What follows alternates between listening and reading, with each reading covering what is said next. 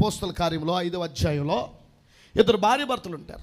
వాళ్ళిద్దరూ మీకులాగానే దేవుడంటే ఎంతో ప్రేమ కలిగినటువంటి వారై, మీలాగే విశ్వాసం గలవారై, మీలాగే ప్రార్థన చేసుకునే వాళ్ళై ఉండి, మీలాగే దేవుని సేవకుడి చేతి కింద ఎదుగుతున్నటువంటి పిల్లలుగా ఉన్నారు. వాళ్ళిద్దరి పేరు ఏం పేరంటే అననీయ సప్ఫీరాలు. దేవుని సంఘం అప్పుడే కట్టబడుతుంది. చాలా ప్రభావవంతంగా దేవుని సంఘం ముందుకెళ్తుంది. దేవుని సంఘంలో దేవుని ఆత్మ సంచరిస్తుంది. ప్రజలందరూ కూడా దైవికమైనటువంటి ఆదరణ ఎంతో బలీయంగా అనుభవిస్తున్నారు. శిష్యుల సంఖ్య విస్తరిస్తుంది. అదే తరుణంలో ఎంతోమంది వారి వారి యొక్క చరస్థిర ఆస్తుల్ని అమ్మి సువార్త కోసం అపోస్తుల పాదాల దగ్గర పెడుతున్నారు. నిష్కపటమైనటువంటి మనసుతో, స్వార్థం లేనటువంటి మనసుతో, సేవకులు చెప్పినట్టుగా దేవుని ఆత్మ వారిని నడిపిస్తున్నట్టుగా, వారికి హెచ్చరిస్తున్నట్టుగా, బోధిస్తున్నట్టుగా వాళ్ళందరూ కూడా సిద్ధపడి ఎదుగుతున్నటువంటి దినాలవి. ఆ సంఘంలో వీళ్ళు కూడా ఉన్నారు, అననీయ సప్ఫీరాలు. వీళ్ళు కూడా ఓ తీర్మానం చేసుకున్నారు, మేము కూడా సువార్త కోసం మాకున్నటువంటి పొలాన్ని అమ్మేసేసి అపోస్తుల పాదాల దగ్గర పెట్టాలని చెప్పి అనుకున్నారు. పేతురు అడిగాడా నీ పొలం అమ్మమని? అడగల. కానీ వాళ్ళు ప్రేరేపింపబడ్డారు. దేవుని ఆత్మ కార్యాలు వారి యొక్క జీవితాల్లో జరగాలని, వారి ద్వారా దేవుని పని విస్తరించాలని వారు సమర్పించుకున్నారు. ఆ సమర్పణకు సిద్ధపడ్డారు. సిద్ధపడిన తర్వాత ఏం జరిగిందో తెలుసా? చూడండి పరిశుద్ధ గ్రంథం నుండి. అప్పుడు పేతురు, అననీయ నీ భూమి వెలలో కొంత దాచుకుని పరిశుద్ధాత్మను మోసపుచ్చుటకు సాతాను ఎందుకు నీ హృదయమును ప్రేరేపించెను? అసలు అవ్వమ్మను ప్రేరేపించింది ఎవరో? అపరాధంలో పడేలాగా చేసింది ఎవరో? ఆదాము హవ్వ ఇద్దరూ కూడా ఏదెను వనంలో ఉన్నారు. దేవునితో చక్కని అవినాభావ సంబంధం కలిగి ఉన్నారు. ఇంతవరకు వాళ్ళ లైఫ్ చాలా హ్యాపీగా ఉంది. అలాంటి తరుణంలో మూడోవాడు వచ్చాడు. ఆడు అపవాది. అపవాదితో మాట్లాడడం ప్రారంభించింది ఎవరు? అవ్వ. మాట్లాడడం ప్రారంభించినప్పుడు అంతకు ముందు దినాలలో లేని ఆలోచనలో అవ్వమ్మలోకి వచ్చాయి. ఎందువల్ల వచ్చాయి? ఎవరు మాట్లాడితే వచ్చాయి? అపవాది మాట్లాడితే వచ్చాయి. అంతకు ముందు ఆదాము హవ్వ వాళ్ళిద్దరూ మాట్లాడుకునేవారు. దేవుడు వారితో మాట్లాడుతూ ఉండేవాడు.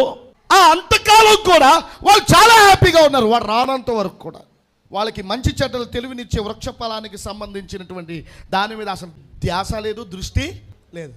కానీ వీడు వచ్చాక వీడు చెప్పిన మాటల్ని బట్టి అవ్వమ్మ మనసు మారింది. మాటలు మార్చేస్తాయి మనసుల్ని, మనుషుల్ని మాటలు మార్చేస్తాయి.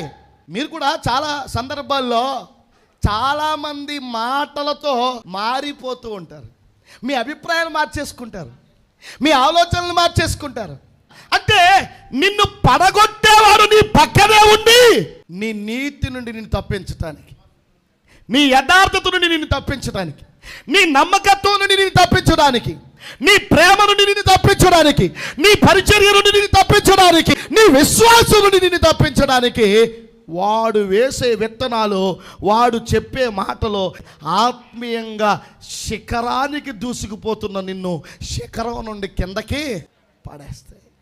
అలా అవమ్మ పడిపోయి అలా ఆయన పడగొట్టింది. పడిపోయే లక్షణం గుండెల్లోకి వస్తే అలాంటి వాడు పడగొట్టుకుంటూనే వెళ్తాడు. ఎవరికైనా తామర వచ్చింది అనుకోండి, తామర చేసే పని ఏంటి? పక్కనోడికి కూడా అంటిస్తుంది. వాళ్ళ నాన్నకు వచ్చింది అనుకోండి, వాళ్ళ అమ్మకు వస్తుంది. వాళ్ళ అమ్మకు వచ్చిందంటే కొడుకు వస్తుంది. కొడుకు వచ్చింది అనుకోండి కూతురికి వస్తుంది. కూతురికి వచ్చింది అనుకోండి ఇంట్లో అందరినీ చుట్టేస్తుంది. అలాగే అపరాధంలో పడిందామె, ఆమె పడి ఆదామును పడగొట్టింది. అలాగే మోసం చేయడానికి సాతాను ప్రేరేపిస్తాడు. నువ్వు ఎంతమందితో ప్రేరేపించబడుతున్నావు? నువ్వు మోసగించబడడానికి, నువ్వు తప్పు చేయడానికి, నువ్వు కీడు చేయడానికి, నువ్వు చెడిపోవడానికి, నువ్వు అబద్ధికుడిగా మారడానికి, అబద్ధికురాలుగా మారడానికి, నీ పక్కవారికి, నీ పొరుగు వారికి కీడు చేయడానికి ఎంతమంది నిన్ను ప్రేరేపిస్తున్నారో. చాలామందికి తప్పు చేయాలనే అభిప్రాయం ఉండదు, చెడు చేయాలనే అభిప్రాయం ఉండదు. కొంతమంది మాటలు విన్న తర్వాత, కొంతమందిని చూచిన తర్వాత తప్పు చేయాలనిపిస్తుంది. వాళ్ళని చూస్తున్నప్పుడు మనం ఎందుకలా ఉండకూడదు అనిపిస్తుంది, మనం ఎందుకలా చేయకూడదు అనిపిస్తుంది, మనం ఎందుకలా మాట్లాడకూడదు అనిపిస్తుంది. ఆటోమేటిక్గా మనం దేన్ని చూస్తున్నామో దాని చేత ప్రేరేపింపబడుతూ ఉంటాం. జాగ్రత్త గమనించాలి. అననీయ సప్ఫీరా వాళ్ళిద్దరూ కూడా వాళ్ళ పొలం అమ్మారండి. దాని వెల ఎంతైతే ఉందో ఆ అంత వెల తీసుకొచ్చి అపోస్తుల పాదాల దగ్గర పెడతామని మొక్కుబడి చేసుకుని వెళ్ళారు. పేతురు అమ్మ మనలా తీసుకొచ్చి డబ్బులు నా పాదాల దగ్గర పెట్టండి అని చెప్పలా. దేవుని ఆత్మ చేత వాళ్ళు ప్రేరేపించబడ్డారు. తీర్మానం వాళ్ళదే, వడంబడిక వాళ్ళదే, భూమి వాళ్ళదే, అమ్మే ఇష్టం వాళ్ళదే. ఇందులో అసలు పేతురు గారికి ఏ సంబంధము లేదు. అయితే ఇక్కడ గమనించాల్సిన విషయం ఏంటంటే మత్తారి గారు అవతలికి వెళ్ళి పొలం అమ్మారు. పొలం అమ్మిన తర్వాత ఆ డబ్బు చూసాక వాళ్ళకి ఏం ఆశ పుట్టిందంటే, అమ్మో ఇంత డబ్బు పట్టుకెళ్ళి పేతురు గారి దగ్గర పెట్టేయడమే, ఎలా పెట్టేస్తాం అని చెప్పి ఆలోచించుకుని అనుకున్న తీర్మానానికి విరుద్ధంగా వాళ్ళు కొంత సొమ్మును దాచుకుని కొంత సొమ్మును తీసుకొచ్చి పేతురు గారి పాదాల దగ్గర పెట్టారు. పేతురు దేవుని ఆత్మచేత నింపబడి ఉన్నాడు. దేవుని ఆత్మచేత నింపబడి ఉన్నటువంటి పేతురు దగ్గరికి అననీయ వచ్చాడు. వచ్చి అయ్యా నా పొలం అమ్మాను, ఇదిగోని డబ్బు అని చెప్పి పేతురు గారికి అప్పచెప్పాడు. అప్పుడు పేతురు గారు అన్నారు, అననీయ నీ పొలం ఎంతకే అమ్మావా అన్నాడు. అప్పుడు వెంటనే అననీయ అన్నాడు, అంతకే అమ్మాడయ్యా. అందుకే అమ్మాడా? పోనీ అయ్యా అమ్మింది వాస్తవమే, కానీ కొంత నా ప్రయోజనానికి ఉంచుకుని కొంత మీ దగ్గర తెచ్చాను అని చెప్పుంటే చాలా బాగుండేది. కానీ అలా చెప్పలా. అలా చెప్పకుండా అయ్యా అంతకే అమ్మాను అని చెప్పి అబద్ధం ఆడాడు. అబద్ధం ఆడినప్పుడు అననీయతో పేతురు అన్న మాట ఏంటో తెలుసా?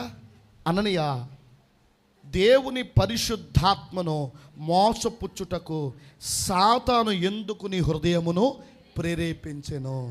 మీరు బాగా పాయింట్అవుట్ చేసుకోవాలి.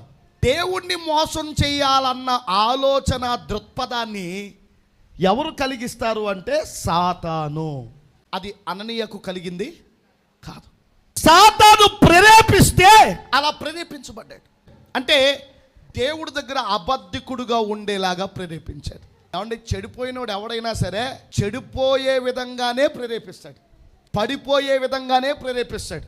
భక్తి గల జీవితంలో నమ్మకత్వం లేనోడితో నువ్వు సావాసం చేసావనుకో, వాడు ఏం చెప్తాడు? వాడికి తెలిసిన జ్ఞానమే చెప్తాడు నీకు. వాడు తెలుసుకున్న నీతే చెప్తాడు. వాడు ఒకవేళ తప్పుడు నడకలు నడుస్తున్నాడు అనుకో, నిన్ను కూడా అలాగే నడవమని ప్రేరేపిస్తాడు. నేను ఇలా ఉంటేనే బాగున్నా, నేను ఇలా ఉంటేనే మంచిగా అభివృద్ధి చెందుతున్నా, నువ్వు కూడా ఇలాగే ఉండు అని చెప్తాడు. అర్థమైందా? కొంతమంది ఏం చెప్తారంటే దేవుని వాక్యంలో ఇలా ఉంది అలా ఉందని సేవకులు చెప్తా ఉంటారు. వాళ్ళు చెప్పినవని మనం చేసేయకూడదు. మనం ఏం చేయగలమో అదే చేయాలి. మనం చేయలేదు మాత్రం వదిలేయాలి, అంతే. దేవుడే చూసుకుంటాడు. నిజమే, దేవుడే చూసుకుంటాడు. ఇది వాళ్ళు చెప్పేది. ఒరే భ్రష్టుడా, నిన్ను సైతాను పట్టుకుని అలా మాట్లాడిస్తూ ఉంటే దేవుని ఆత్మ కలిగినటువంటి వాడు సమ్మగా వింటే నీలోండి ఏం పోద్ది? ఆ దేవుని ఆత్మ పోద్ది. వాళ్ళలో ఉన్న దెయ్యపు ఆత్మ నీలోకి వచ్చి నిన్ను కూడా అలా తయారు చేస్తుందే, నిన్ను కూడా అలా నడిపిస్తుందే, నిన్ను కూడా ఆ విధమైనటువంటి వాక్య విరుద్ధమైనటువంటి ప్రవర్తన ప్రవర్తించేలాగా తయారు చేస్తుంది. వాక్యం అంటే భయం లేకుండా చేస్తుంది, సత్యం అంటే భయం లేకుండా చేస్తుంది. దేవుని ఆత్మను మోసం చేయడానికి ధైర్యం తెచ్చుకునే మనసునిగా ప్రసాదిస్తుంది. ఆదివారాలు చర్చి మానేసి వాడితో సావాసం చేస్తే ఈడు కూడా మానేస్తాడు. నువ్వు చర్చి ఎందుకు మానేసేవరా అంటే ఆవిడ మానేసింది కదా, ఆయన మానేశాడు కదా. ఆయన మానేయగలేదు, నేను మానేస్తూ వచ్చిందా? ఏదో ఒక రోజు ఏండ్రుని తాగేస్తాడు. ఎవడాడు? ఆడే. మరి ఆడు తాగేసినప్పుడు నువ్వు కూడా తాగేయాలిగా, అంతే కదా. అందుకని ఈరోజు దేవుని పిల్లలు అపవాది చేత మోసగించబడుతున్నారు. ఈ అననీయతో పేతురు మాట్లాడిన మాట ఏంటంటే దేవుని పరిశుద్ధాత్మను మోసగించే విధంగా సాతాను నిన్ను ప్రేరేపించాడు అని చెప్తున్నాడు. నువ్వెందుకు మోసం చేసావని అడుగుతున్నాడు. ఈరోజు దేవుని పిల్లలమైనటువంటి మనం అలా ఉండకూడదు, ఆ విధంగా మనం బ్రతకూడదు. సాతాను ప్రేరేపించిన ప్రతి వాడు దేవునికి దూరస్తుడయ్యాడు, దేవుని చిత్తానికి దూరస్తుడయ్యాడా, దేవుని అభిషేకానికి దూరస్తుడయ్యాడు, దేవుడు నిర్ణయించిన ఏర్పాట్లకు దూరస్తుడయ్యాడు. అమ్మా, ఏది అపవాది ప్రేరణో ఏది దేవుని ఆత్మ ప్రేరణో గ్రహించుకోలేకుండా బ్రతకడం చాలా తప్పు. నీ ఆత్మీయ జీవితానికి అది విరుద్ధమైనటువంటి పోకడా. వింటున్నారా? మీ పక్కన వాళ్ళ మాటలు, మీ పొరుగు వాళ్ళ మాటలు, మీ చుట్టుపక్కల వాళ్ళ మాటలు, మీ ఆత్మీయ జీవితాన్ని చెరుపు చేసే మాటలు, మిమ్మల్ని పాడు చేసే మాటలు, దేవునికి మహిమకరంగా ఉండకుండా చేసే మాటలు, దేవునికి సాక్షిగా నిలబడకుండా చేసే మాటలు, దేవుని పరిచర్యలో ఆసక్తిగా పాల్గొనకుండా చేసే మాటలు, నీ ఆసక్తిని చెరుపు చేసే మాటలు, నిన్ను పడగొట్టే మాటలు, నీ ఆత్మీయ శిఖరాల నుండి కోలద్రోసే మాటలు వింటున్నారా? జాగ్రత్త. వింటే అననీయ ఏమైపోయాడో, హవ్వ ఏమైపోయిందో, నీ పరిస్థితి కూడా అలాగే ఉంటుందని ఆలోచించుకో. అందుకే పేతురు అంటాడు కదా అననీయతో, అది నీ యొద్ద ఉన్నప్పుడు నీదే కదా, అమ్మిన పెమిర్చి నీ వశమై ఉండలేదా? ఎందుకు ఈ సంగతి నీ హృదయంలో ఉద్దేశించుకున్నావు? నీవు మనుషులతో కాదు దేవునితోనే అబద్ధమాడితివని చెప్పాను. సైతాను ఎవరెవరిని ప్రేరేపిస్తూ ఉంటుందో అమ్మా వింటున్నారా? సాతాను ప్రేరణలకు ఎవరెవరైతే లోబడుతూ ఉంటారో, ఎవరెవరైతే పురికొల్పబడుతూ ఉంటారో వాళ్ళు మనుషులతోనే కాదు దేవుని పిల్లలతోనూ దైవజనులతో కూడా అబద్ధాలు ఆడుతూ ఉంటారు. వింటున్నారా? ఇప్పుడు అననీయకి అబద్ధం ఆడాలన్న ఆలోచన ఎందుకు వచ్చింది? సాతాను అననీయను వాడుకుంటున్నాడు. సాతాను చేత అననీయ ప్రేరేపింపబడుతున్నాడు. సేవకుడిని ముందు నిలబడి, అమ్మా ఇది ఎందుకు ఇలా జరిగింది, నువ్వు ఎందుకు ఇలా చేశావు అని అడిగితే, దైవజనుడు కదా, దైవజనుడు నేను అడుగుతున్నప్పుడు నా సమాధానం ఎంతో రెస్పాన్సిబిలిటీగా ఉండాలి, నిజాయితీగా ఉండాలి, యథార్థంగా ఉండాలి. అయ్యో దేవుడు వింటున్నాడన్న భయాన్ని మరిచి ఏం చేస్తారు? వీళ్ళు అబద్ధాలు ఆడతారు. మనుషులతో అబద్ధాలు ఆడతారు, దేవుని సేవకులతో అబద్ధాలు ఆడతారు. ఎందుకుని అంటే దేవుని పరిశుద్ధాత్మను మోసం చేసే లక్షణం ఎవరిదంటే అపవాదిది. వాడు నిన్ను పట్టుకున్నాడు కాబట్టి, వాడు నిన్ను ఆక్రమించుకున్నాడు కాబట్టి, వశపరుచుకున్నాడు కాబట్టి, పైన దేవుడు ఉన్నాడన్న విషయాన్ని మర్చిపోయి, నీతిగా బ్రతకాలన్న విషయాన్ని మర్చిపోయి, నిజాయితీగా ఉండాలన్న విషయాన్ని మర్చిపోయి, యథార్థంగా బ్రతకాలన్న విషయాన్ని మర్చిపోయి అబద్ధంతో బ్రతకడం ప్రారంభిస్తా. అసలు అబద్ధం అంటే ఏంటో తెలియదు నీకు. అబద్ధంగా బ్రతకడం అంటే నీకు ఇష్టం ఉండదు. అలాంటిది తెల్లారు లెగిస్తే అబద్ధాలతోనే బతుకుతూ ఉంటావు. అలా ఎందుకు బతుకుతున్నావు? నిన్ను పట్టుకునేవాడు ఎవడో? అపవాది. నిన్ను ప్రేరేపించేవాడు ఎవడో? అపవాది. దేవుని ఆత్మ నీలో ఉంటే అబద్ధం నీలో ఉండదు, మోసం నీలో ఉండదు. అర్థమైందా? నీ ముందు నిలబడదు సేవకుడా, విశ్వాస, ఇంకోట అనేది ఏం ఉండదు. ఆడిని సైతాన్ని పట్టుకుని నీతో మాట్లాడే విషయాలన్నీ అబద్ధాలు చెప్తూ ఉంటాడు. ఆ అబద్ధాలని నమ్మి నువ్వు నిజం అనుకుని మోసపోతూ ఉంటావు. అపవాది సభాపర్వతం మీద దేవదూతల్ని మోసం చేశాడు. అక్కడ మోసం చేసి కిందకు వచ్చి ఏళ్ళు మోసం చేశాడు. ఏళ్ళు మోసం చేసి అననీయ సఫీరాల్ని మోసం చేశాడు. వాళ్ళనే మోసం చేశాడా? నువ్వు పడలేదా? నువ్వు కూడా పడ్డావు. మనం అందరం పడ్డ వాళ్ళమే. అర్థమైందా? పడి లేచి విఘ్నత పొంది దేవుని ఆత్మచేత రేపబడి నింపబడి దేవుని వాక్యం చేత నడిపించబడుతూ ఉండగా మళ్ళా ఇంకొకరిని పంపిస్తాడు నీ దగ్గరికి. పంపించి నీ ఆత్మీయతని చంపేయడానికి, నీ విశ్వాసాన్ని చంపేయడానికి, నీ నీతిని చంపేయడానికి, నీ భక్తిని చంపేయడానికి లేనిపోయిన మాటలన్నీ నీకు చెప్పి పరిచర్యకు పనికి రాకుండా చేస్తాడు, ప్రార్థనకు పనికి రాకుండా చేస్తాడు, ప్రార్థనకు వెళ్లకుండా చేస్తాడు, దేవుడికి ఉపయోగపడకుండా చేస్తాడు. గమనించాలి, నీవు నేర్చుకున్న నీతిని అంతటిని దిగజార్చి పేరుకి ప్రార్థనకి వెళ్తున్నానన్న రీతిగా తయారు చేస్తాడు నిన్ను. అర్థమైందా? ఈరోజు అమ్మ ప్రార్థనకు వచ్చి అబద్ధాలు ఆడుతున్నారా?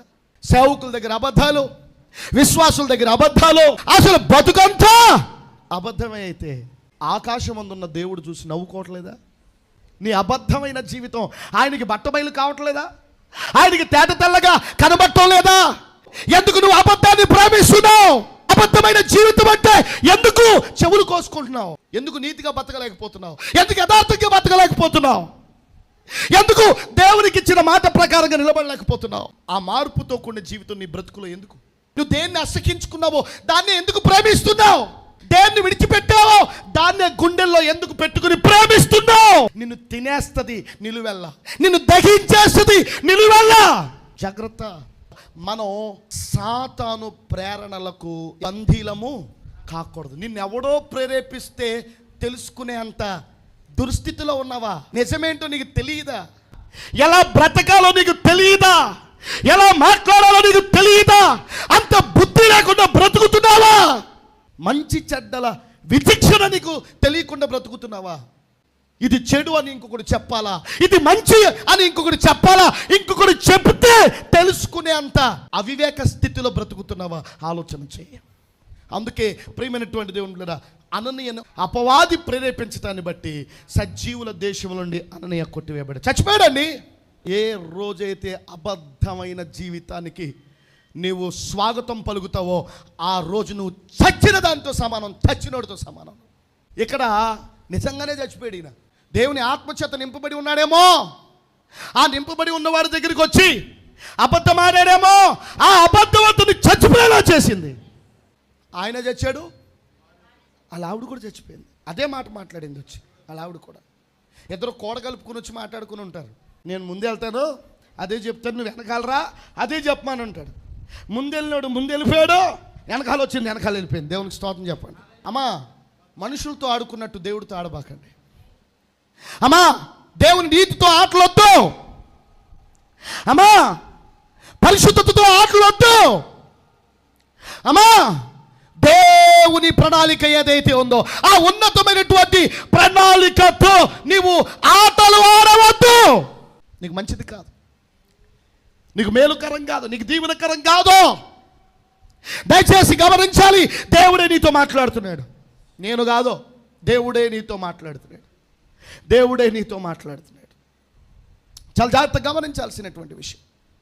అందుచేత ప్రియమైనటువంటి దేవుని పిల్లరా, మనకి దేవుడంటే భయం ఉండాలి, భయం ఉండాలి. దేవుడు న్యాయంగా నడుచుకోమని చెప్తున్నాడు. మోసం చేసేవాడికి ఆయన దగ్గర చోట్లేదు. ఆయన దగ్గర చోట్లేదంటే ఆయన సంఘంలో చోటు ఉందా? అందుకే చంపాడు, అందుకే చచ్చిపోయాడు. మోసం చేసేవాడు ఆది క్రైస్తవ సంఘంలో మొట్టమొదటి మోసగాడు ఎవరంటే అననీయ సఫీరా. అననీయ సఫీరాల మొట్టమొదటి మోసం సంఘములో నుండి బయటికి పోయేలాగా చేసింది. మోసగాడు దేవుని పరిశుద్ధతలో నిలవలేడు, మోసగాడు దేవుని సంఘములో నిలవలేడు, మోసగాడు దేవుని పనిలో పాలు పంపులు పొందలేడు. మోసగాడు దేవుడిచ్చిన ఆధిక్యతలన్నింటినీ ఒక్కొక్కటి ఒక్కొక్కటి ఒక్కొక్కటి వదిలేసుకుంటా ఉంటాడు. చివరికి అన్నీ కోల్పోయినోడై దేవుని పిల్లరా శోక సముద్రంలో మునిగిపోతాడు.